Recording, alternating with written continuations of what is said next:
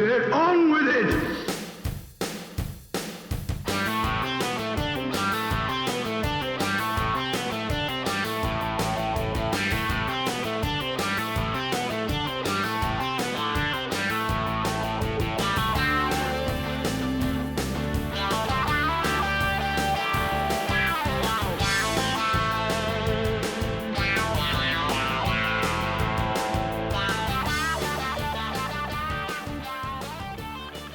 Hey everyone, I'm Luke from the Broken Meeple, and it is time, yes, the top 100 games of all time from my personal, only my personal opinion. Yes, I now do this every year. I started blogging, I believe it was about July 2013 was the first review I ever put out for Flashpoint Fire Rescue, which is still sitting in my collection up there on the top. I thought I'd only been doing this for 4 years. It turns out 5. July 13 to July 2018 as I record this. 5 years of doing this. A mixture of blogging written reviews, of the app playthroughs, doing video reviews, both season 1 and season 2, where season 1 was in the flat with dodgy equipment, horrible acoustics and stuff, and trying how to play videos, which were harder than I expected. Leave it to the professionals. But now season 2, doing this channel, which has been getting good feedback from people. There's room for improvement here and there, but I'm working on it, just down to time and budget more than anything else. And each year I have decided that with the anniversary of my show, I should do a top 100 list. When I started doing it, it was a little bit difficult to do 100 games, so I started off with top 75. But then as I played more games, got more into it, it was easy to do a top 100, and now, it's easy to do a top 100 games. So I make a big deal about doing this around the July and August, September time, because it's a lot of effort. It's, 10 videos of 10 different games, and then an aftermath episode where I talk about what fell off the list, what near misses were there, and a quick rundown of, in this case, I think the other 63 games, because I went over quite a lot of games, and I ended up with a top 163 technically. So there are 63 games that didn't quite make the list, and I'll go over those in an aftermath episode. So how do I put this list together? Well, similar to how other people would, but I used a software package on Meeple. So you can check out their website. They've been redoing and revamping this engine, many a time, and it's a good, useful tool. You essentially import a list either by hand or through Excel, or by importing it straight from Board Game Geek, your collection. And in doing so, it basically puts you in this constant set of hundreds of scenarios where you compare this game to this game. 50-50 choice, and it asks you to rank which one you would prefer to play out of the two. You repeat this for Lord knows how many times, depending on how many games you got. I actually counted, it had a total at the end, 999 comparisons I had to do. I'm not joking, it was literally 999, as weird as that number was. And you're constantly going, do I prefer that game to that game? That's easy, yeah, that one. That one. And constantly you are faced with the decisions where you get two games that you adore and you can't possibly decide between the two. It's like, this is like deciding between your own two children. How can I pick between these two classics? And, it's fun to do. Great amount of fun to do. I love doing these lists. As much as they're a lot of work, I enjoy top 10 lists. I love top 100 lists. So I enjoy doing this, and I hope you guys get a kick out of watching them as well. It's also a good indication of how much my tastes have changed over the years. They have changed a little bit, getting more into some of the heavier stuff, but still enjoying the lighter, more co-op gateway level stuff. Just generally broadening, what I like and finding out the sort of designers and publishers and styles of games that I like and dislike. And I've even found out a few extra stats. I've got a sheet here, and it's no secret to flap it in front of the camera because, if you can find out what's written on this from a screenshot, then seriously, show me your computer software because I want to know. But it's small enough for me to read as it is. But I've been looking at this, I've grabbed some statistics, I know which publisher has featured most on my list, I know which designers have featured most on my list. I can also tell you that 26 games have fallen off the list since last year. 24 new games have debuted on this list, and 2 games have actually returned to the top 100 after previously falling off. So, you know, a little bit of a mixture. And as I look at the stats for where they were last year and where they are this year, looking at the ups and downs, there's definitely a fair few movers. But there's also a few that have remained pretty steady. And like I say, I will give you these details as we run through. So, not much else I can really say. You know, I go through the tool, I've got my top 100, it's right here on this big list, and now I'm going to do 10 videos, each for 10 different games, as well as the aftermath episode, hopefully for your pleasure. So, sit back and enjoy my top 100 games of all time.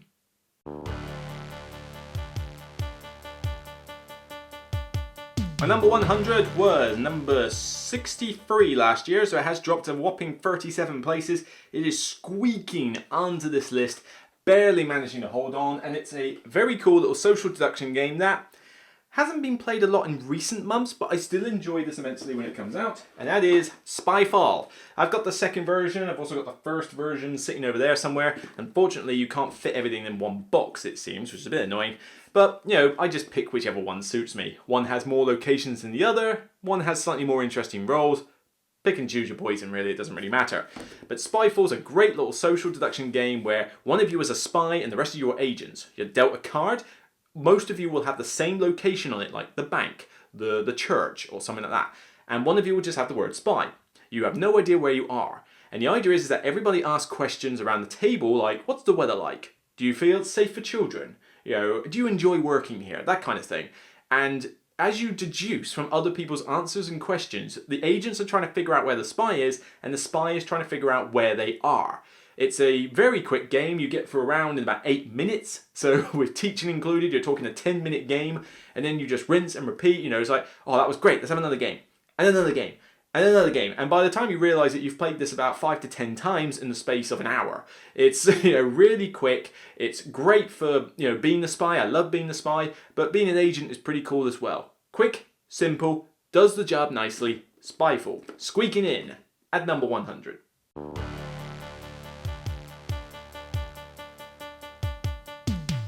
My number 99 dropped 25 places from 74 last year. It's a couple of times has been squeaking onto the list when I used to do top 75, and it's always remained at kind of the bottom end of the top 100 because I do really enjoy this game. Let it be known. You know, top 163 games. This is out of a lot of games, okay? I had to stipulate that all the games I could potentially put were games I owned. So these are games I own. You know, there are lots of other games I like. There's a lot of games that I enjoy, so to be on my top 100 is a big deal. But this one, despite being at the lower end most of the time, is a great little game from a layer that is a sort of poster baby brother of a game called Puerto Rico. The number 99 is not Puerto Rico, however, it is the smaller version. There you go. San Juan, second edition specifically, because it has the buildings expansion in it. Puerto Rico's okay, but you can play with a few sharks who just, you know, get up your nose if you sit in a different position around the table. You know, they gun-ho for the people that are new to the game. It's a little bit weird playing it, and also you've got to have the expansion buildings, otherwise it just gets repetitive. But this is the one I prefer. You get it done in a fraction of the time, and the deck is everything. You have this deck of cards. That's it. Pretty much a deck of cards and a few little tiles and that. And pretty much everything is represented in those cards. The buildings that you can build, they're money in order to buy more buildings, they're the resources like tobacco and coffee that you put on your various production buildings. Everything is in those cards. And I love multi-use cards. It is such a cool mechanic for me. And this is pretty much a poster child for it. You know, because you'll have a hand of 5 cards and it's like, oh, I really want to build that building. It costs 4 though. That means I've got to get rid of these 4 cards, but I really want that building. Oh, I don't know. Have I got anything to sell? I could do that. And the way that you manipulate these cards is with these tiles where you pick a role. Pick a builder, pick a trader, pick a prospector. And the idea is that each one gives you a special benefit for picking it yourself, but everybody else gets to do the action as well. So you're trying to get the most benefit out of the actions without letting your opponents get away with too much. For example, if you've got a ton of stuff to sell, you taking the trader is great, especially if the opponents don't have anything to sell. You're getting the benefit, they're getting nothing. If you can do that more often, then chances are you're going to win. But it's all about the timing. When do you want to take the action? And of course, there's that tension of, oh, I really want to build this turn. Is he going to take it? Oh, he's taking the building action. So, I might be able to take something else then. And with all the cards as well, it's a very neat, very simple game. It doesn't take much to teach, and it is pretty much just shuffle this deck of cards and get going. Very simple. And with the second edition, you have the expansion in there that introduces more buildings. So you're going to see lots of different buildings pop up from time to time. Yeah, you'll see some in every game, but you'll go through that deck of cards pretty quickly, and it's just lots of cool, simple decision making. I'd rather play this over Puerto Rico any day, so spoiler alert, it's not on the list, but 99, San Juan, second edition.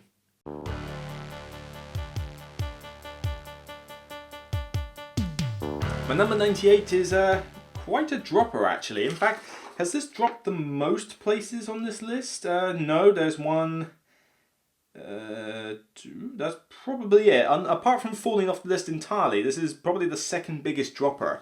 And it's mainly because it's hard to get it to the table and it is quite long for the game that it is. A light-hearted game with some roll and move in there. And that's normally the mechanic that makes everyone go, what? And you really don't want that in too many games. But this one, if you can just get into the silly theme behind it, if you can just, role play it, the fact that you're putting on a show and it's full of all these weird attractions and sometimes your show doesn't have various parts to it, you enforce the variant rule that I love using, which is you must describe the show you're doing, even if it's not very good. Gets a lot of laughs. It used to be done by Days of Wonder, but, I never got a chance to own that one. So I'm happy with Tasty Minstrel's reprint of it. And if you haven't got it by now, then, oh well, can't do much more. Colosseum, 98.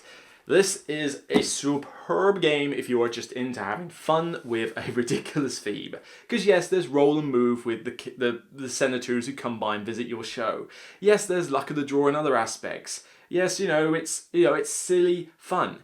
I wish it didn't take too long. That's the one bugbear about it. You have to accept that this is going to take a while to get through, but you've got an element of trading, you've got the show itself, you've got like planning. It's like, what am I going to do? Am I going to start with a simple show? Should I get more season tickets? Am I going to work up to this giant finale, or am I going to be happy just doing lots of little shows?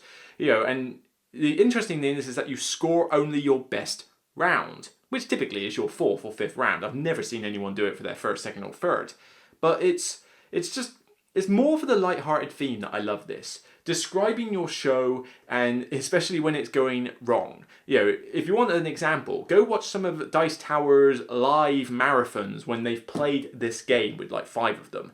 It is absolutely hilarious. The antics and the shows they describe with the whole, alright, I'm putting on this show and 3 lions dance around this hedge before gladiators come in, are slowly eaten. It's that's a bad example, but you can really just get into the theme and let yourself go if you're willing to put up with the length. And that's why it has come down the list a bit, because the length is a slight put off. But when I play it, I have a great amount of fun, and this reprint is still decent. People are all like, oh, but I love the Days of Wonder version, it's so much better. At the end of the day, it's just components, and it's just a game. Just enjoy the fact that the game is now available to buy, when previously it was out of print for God knows how long. So, Colosseum, really enjoy it. 60 to 90 minutes, lies, complete lies. It does not take anywhere near that short a time, but great for my 98.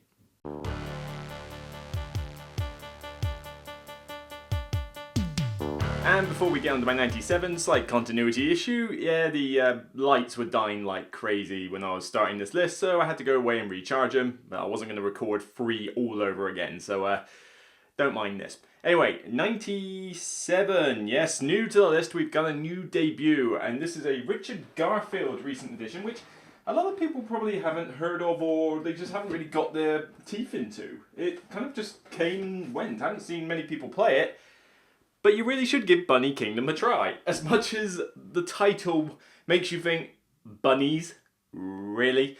Now, honestly, the only reason that the theme of bunnies is there is just to make the artwork nice and cutesy and throw in a few gags here and there. And to be fair, it looks gorgeous. It is bright, vibrant and colourful, and the artwork on the cards and the board is really nice. So, I can't fault it for doing that.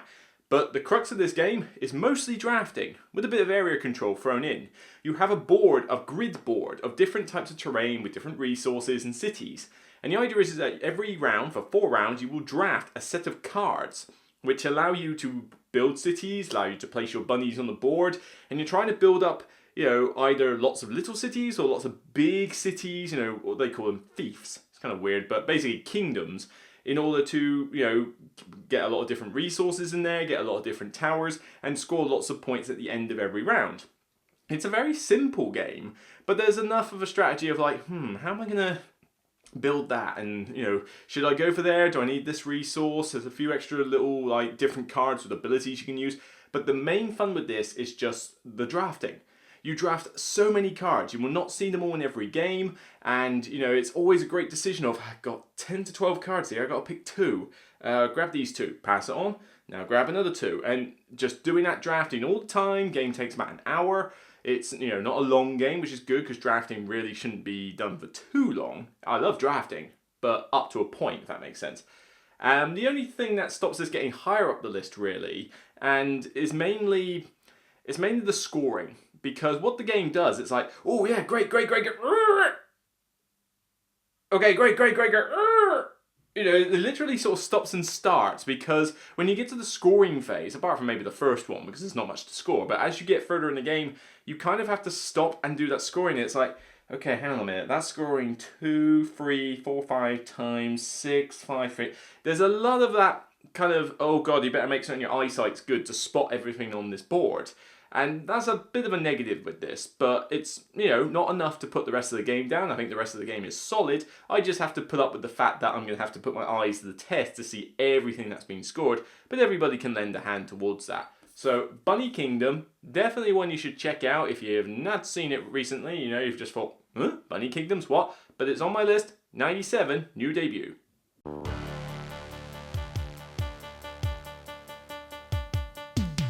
My 96 has climbed about 2 places. Yeah, it's pretty much staying steady on this list. And this is my answer to Through the Ages. I like Through the Ages okay. I still think it's a little overrated, but not by much. It would squeak on that list. Because with Through the Ages, I like the idea of civilization building. I like the idea that the cards give you different paths and everything. But does it have to be so fiddly with those cubes? And does it have to be like 4 hours long minimum or something stupid? Even with 2 of you, you're looking at a very long game. And with 3 or 4, it's just ridiculous. The length just gets out of hand. And I'm not a big fan of the way war is handled. I don't like the fact that you are forced to get military in this game. Otherwise, you will just get pummeled by the opponent. That's a bit of a downer. So I have my own personal answer to Through the Ages. This whopping great big thing. Nations. Nations is basically... Ooh, mind my drink there. Nations is basically Through the Ages. Through the Ages in a different skin and colour. You're still drawing cards in order to place them on your board and, do different things. But it's got almost like a semi-worker placement aspect where you have these workers that you place on the cards themselves. And the more workers you place on the card, the more it produces. So more resources, more money, more victory points, more whatever. You can build wonders, you can go colonize other locations. It's all pretty much done with cards. So you don't have that cube aspect from Through the Ages. But this one you can get done in 2.5 hours. It's not as long as Through the Ages. But 3 hours tops with the maximum number of players if you're teaching it. But I can get this one done in 2.5 hours to 3 hours tops. Possibly even less. And, it's got a good solo mode, but I have to admit, the main reason that this gets Through the Ages sort of like, sorry, don't need Through the Ages, I have this one, is the diversity in the player powers. You choose a nation, and each nation has a different board, entirely different board. Different number of spaces for various things. Like one can have 2 advisors, one can only have 2 colonies, one can have 5 wonders. And, their starting stuff is different, the starting resources are different, they have a special ability. And with the Dynasties expansion I got in here, you have loads of these. You can be America, the Mongolians, France, Poland, I think, Zulus, China, Greece, Persia. You can be all sorts, and they play very differently. So I gotta love Nations for that. Asymmetrical player powers whilst giving me that Through the Ages feel, but I also don't have to worry about war. Yeah, somebody could go high on military and start a bunch of wars, which could be penalising. But if you've got your stability rating nice and high, you can shrug off the war. Yeah, have your little war. I'm stable enough that I can deal with these penalties. Or you're doing so well in something else that you can mitigate the penalties. It's not pigeonholing you into must take military or else. And there's usually more competition for it anyway. So yeah, Nations gets my vote for out of the 2. But to be honest, tomato, tomato, some people prefer this, some people prefer Through the Ages. At the end of the day, you need to have one in your collection. This is the one I've chosen. So Nations, 96.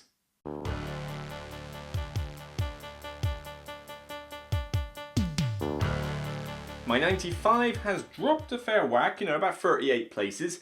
It's lost a little bit of its sort of fanfare since I got it, but I still really enjoy this because I bring this out as a gateway title when somebody just wants a push your luck game that can cater for 6 players, because 5 and 6 players is a hard number to find, and for something that can last half an hour with 5 to 6 players, you don't get that very often, particularly in a light, very cutesy looking game.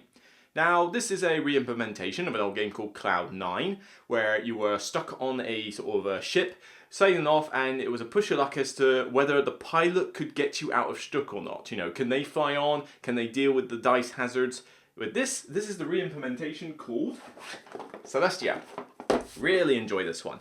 Great gateway game title. The expansion ups it up a level for gamers mainly, but the base set of this is perfect. 5 to 6 players max, you could do this with, well, maybe not with 3. This is a 4 to 6 player game ideally. And you roll the dice, you see what hazards you've got, like fog, thunder, pirates, and you have the cards in your hand that you play to fly on, but everybody gets a chance to jump out of the ship. So you are bluffing the other players as to whether you want them to jump out or not. If you've got the cards and you know you can succeed, you don't want people flying with you. You want to, you want to get them out of the ship. But then if you know you're going to crash, you want everybody to stay in the ship with you. And even that decision kind of fluctuates now and again, because it's no good having everyone jump out at the very beginning, because you probably won't get very far by yourself. So you want people to sort of hang around for a bit and then jump out, so you can get the really good stuff later. It's just nice and simple. The artwork is beautiful. It's got a cool little cardboard ship that you put your little pawns on and sail over, so it's got a nice tactile feeling. It just works. It has come down a little bit in the ratings, mainly just because I haven't got it to the table as much lately. But every time I go to an event for charity and I've got to take a gateway game along, I always bring Celestia. Because if there's a large group, this is one of the most perfect ones I can bring out for that occasion. So still going strong, even at 95, Celestia.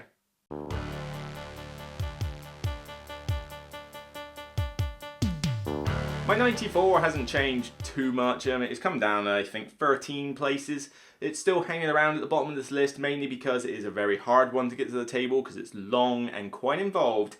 But I do really love this game. I like Civilization games, for the most part, but some can go a bit too far. This is kind of on that cusp of the complexity and length level I want a Civ game to be.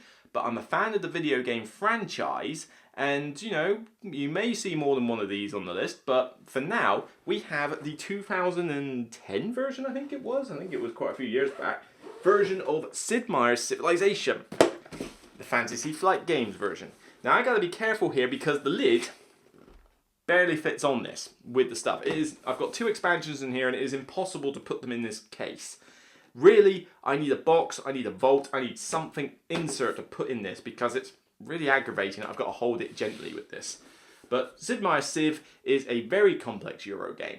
You are building your cities on your grid map that are tiles that flip over, so you've got a little exploration feel. You can go for one of the different strategies, much like the video game, so you can get like really good, well, not entirely like the video game. You can conquer other people, but you can also get super rich. You can also get your tech tree up to the max level and go into space. And I think there's one other way to win. I'm not entirely sure, but oh yeah, culture. I think there's a culture victory.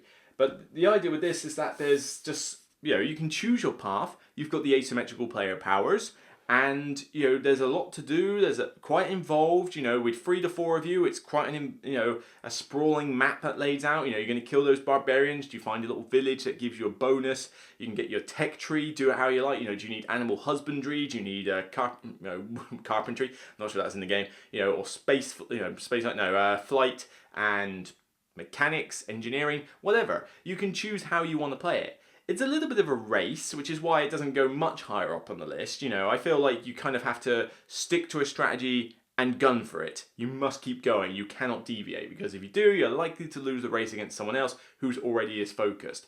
But I still really get a kick out of this game. I like how all the players, the different powers feel very different. I like that it looks very pretty on the board. I like all the options. The Wisdom and Warfare expansion fixed the combat, which was probably the weak link in the base game, and now even the combat's interesting. So I get a kick out of this one. It's a good one. It's one of my more favourite Civilization games. It's just quite involved, a lot of rules to remember, hard for me to get to the table, and hard for me to store. So there are those little nitpicks that do bring it down to the bottom end of this top 100, but still, if I get a chance, love it. Sid Meier's Civ, the board game.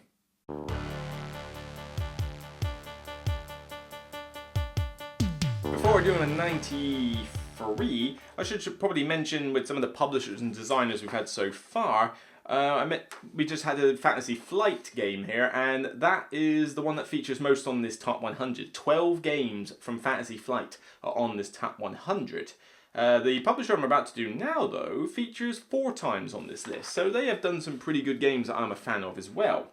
This is the party game that has allowed me to get a lot of people into gaming. You know, even if they've never seen a game in their lives, I can bring this party game out and it just clicks. It works with non-gamers, gateway gamers perfectly. You know, this is actually the first game I managed to teach my parents in order to say, look, you know, this is what I do. This is the games that are available now. Would you be interested in trying others? They latched onto it. They love it. My girlfriend loves it. You know, and it's just one of those solid one that works. I think it's remained reasonably steady. Yeah, it's come down 14 places, so not too bad. But you can see it already in this list. Dixit, the one and only. And there's a lot of cards in here. A lot. I've been collecting expansions for this for quite some time now. This is the Odyssey version, so I can do more players if I want. But yeah, this book box is just chock full of cards. You know, I just lump them in, you know, they're sleeved, but they're just lumped in, mixed up. I don't care about using a specific expansion or anything, because what's the point? It's artwork. So you end up with a mix of different styles, a mix of different artists every time I play this game. But Dixit is a wonderful, easy party game. It feels very unique. You have a selection of cards in your hand, and one of you will give a clue about one of those cards. It can be a note, melody, one word, sentence, you know, a sonnet, whatever you want to do, even just miming. And you'll put that card face down, and everybody chooses a card from their hand, which they think closely matches that clue. They're shuffled, laid out, and then everybody else has to decide which one of them was the one the clue giver gave, while hoping to get other players to choose their own. It's just a nice little simple sort of getting into other people's heads type of game with weird surreal artwork. I mean, this is stuff like, you know, Tim Burton would have a run for his money with how weird some of this artwork is. And it just works. Simple to teach. Everybody gets into it. You have laughs over what on earth are you thinking with that card. You know, you've got that classic, what are they thinking? Are they being too obvious? Are they being cryptic? And it's just nice and simple. Nice and friendly, and even if you're not doing well, you have really cool artwork to look at, and it's just a pleasant, nice, chilled out party game. Not like a laugh a minute style party game, but a nice, pleasant one. It gets anywhere up to, well, this version, up to 12 people involved. Granted, I'm not sure I'd want to play a game with 12 people, but, you know, when I've got somewhere between 5 and 8 players, you know, I like to bring out Dixit and show them, and it's worked well on my girlfriend and her family as well. You know, I showed them this a few weeks back. I might even have to take it around there tomorrow, actually, because I'm going around there, actually. But, you know, I always like to do the classic trope of, this card reminds me of X, you know, as in X equals somebody else on the table, and then you just laugh as everybody puts in their cards that they think best represent this person sitting next to you, and they just look in horror at the cards. I did this on my girlfriend when I had barely met her family. I just went, this card reminds me of her. The cards that turned up were certainly interesting and definitely went down a particular theme. She was so determined to do that to me that she did that to me when I was at home with the parents and that. She kind of fluffed up her timing though, so it didn't have anywhere near as big of an impact on me. But when I did it on her, perfect. And I do that every game. Every time I just pick one person that I want to pick on and do that trope. Doesn't matter if it works against me. When I did it on her, it literally actually got me so many points. It was like the best result I could possibly get. But most of the time I do it just to have a laugh, even if it tanks me. So Dixit, whatever way you want to play it, it's a great party game. One definitely to recommend if you're new to gaming or you want to get someone in the hobby. Dixit, 93.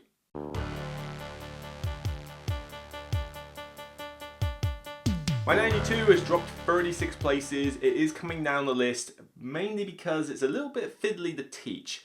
The rules are not very intuitive and it's hard to remember them all. The rules book is not very good either. But when you've got a group of people who know what they're doing with this game, and you can actually remember what half the rules are, then this is a really interesting Euro game. Dry as a bone, but it's just got some interesting mechanics that have gravitated well to me. This is by Richard Brees, R&D Games. Involves a lot of coloured meeples. Lots of coloured meeples. Maybe that's one of the things I like about it. Keyflower. Keyflower is not the sort of Eurogame I would normally gravitate towards, and granted it has dropped down the list since I started first playing it, but I still enjoy it.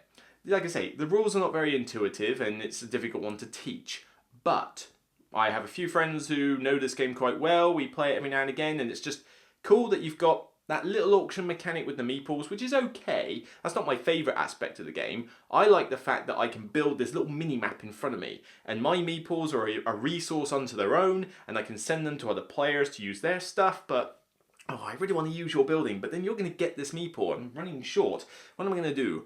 And with the expansions, you can add like contracts you can go for, and you can add the meeples, so like farmer expansions, so you can have pigs and cows and that. So it's a nice kind of a mix of typical dry Euro mechanics with a little bit of that resource gathering and farm making type stuff as well. So it's got a nice little blend of mechanics that I still enjoy. I tried Keeper, and I've got Keeper on my shelf, but Keeper didn't make this list because if you thought this was hard to teach, try teaching Keeper. Oh my god. Some work really needs to be done on those rulebooks. They're just a nightmare to sift through. But this is my preferred one of all the whole Key series. I mean, it's kind of getting old, but it works for me. So Keyflower, 92. Is it going to stay on this much longer? We'll have to see. It has dropped a bit. Maybe it won't be there next year. We'll have to.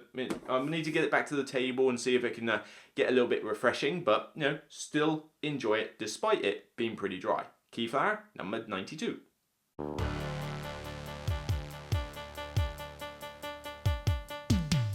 And my number 91 to wrap up this first video of the Top 100 is the second new debut to the list. As I mentioned, how many have I got here?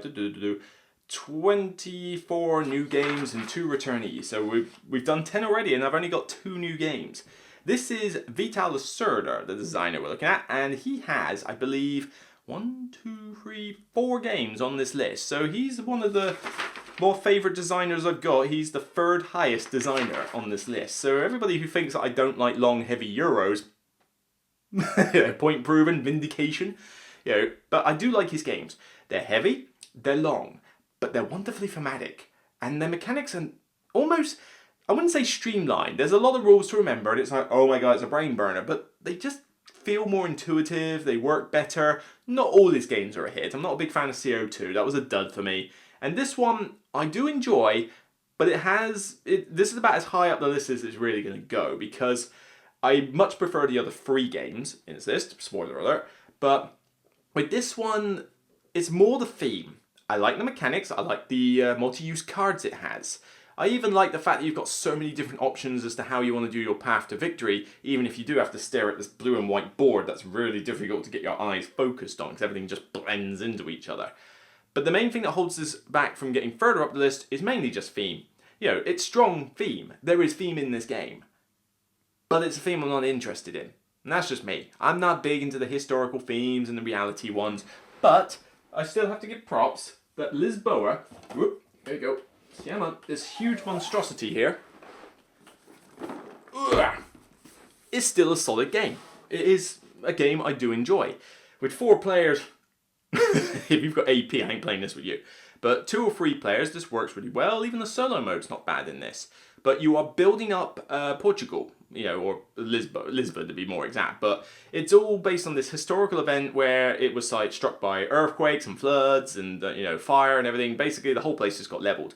And they started building from the ground up, and they gave it a nice pristine new look. They restored the city. That's what you're doing.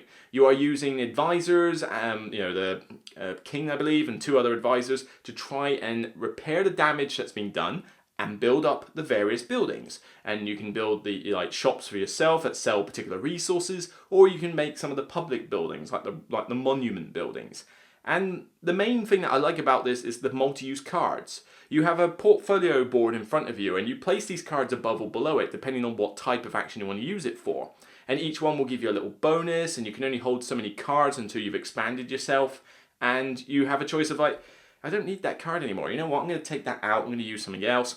And you have a choice of cards to pick up at the end of a round. It's It's a nice blend of mechanics, and it does work quite smoothly once you get into it. My main problem is that I find it really hard to teach this.